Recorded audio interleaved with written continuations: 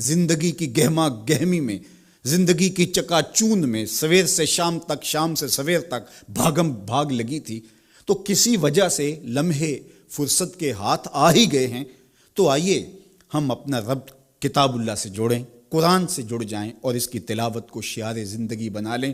گر تو می خواہی مسلمہ زیستن، نیست ممکن جز بقرآن زیستن۔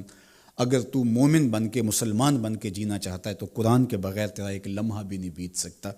تو اس کتاب کے ساتھ ہمیں وابستہ ہونا چاہیے، روزانہ 1-2 پارے خود بھی پڑھنے چاہیے اور اپنے بچوں کو بھی اس کی ترغیب دینی چاہیے۔ روزانہ ہماری صبح کا آغاز تلاوت کلام مجید سے ہو تو زندگی کتنی خوشگوار، پر نور، تاباں اور منور ہوگی۔ تو اس موقع پر میں مشورہ دوں گا کہ کتاب اللہ کے ساتھ جڑ جائیں اور یہ کتاب دیکھنا کہ کیسے موتی اچھال کے تمہاری گود میں ڈالتی ہے اور اللہ کی قربت کا ذریعہ ہے، ہمیں زندگی گزارنے کا اسلوب دیتی ہے اور حیات آفرین کتاب ہے۔ تو اس کے ساتھ ہمیں جڑنا چاہیے اور اس موقع سے ہمیں بھرپور فائدہ حاصل کرنا چاہیے۔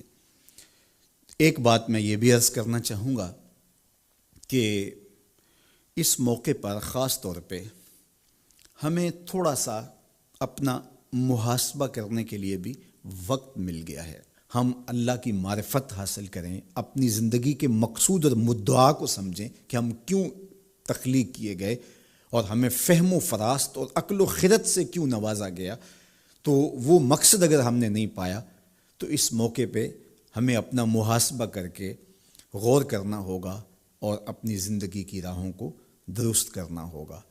اللہ کے حضور رجوع کریں، سچی توبہ کریں۔ ابھی تو ہم نے سوشل میڈیا پہ مختلف لوگوں کی موت کے رقص کو دیکھا، ہم نے الیکٹرانک میڈیا کے اوپر مختلف ممالک کی خبریں دیکھیں اور دل لرزنے لگے، اور جب اپنی آنکھوں کے سامنے ان لوگوں نے یہ مناظر دیکھے ہوں گے تو کیا عالم ان کا ہوگا اور کیا کیفیت ان پر بیتی ہوگی اور کس کرب سے، کس اذیت سے وہ گزرے ہوں گے۔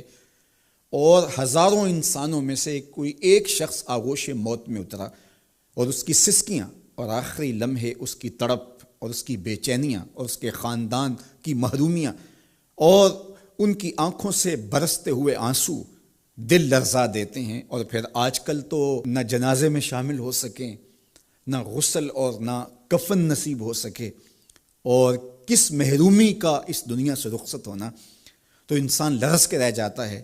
تو ذرا 2 لمحوں کے لیے تصور کر لیجئے کہ 7 ارب انسانوں کے اندر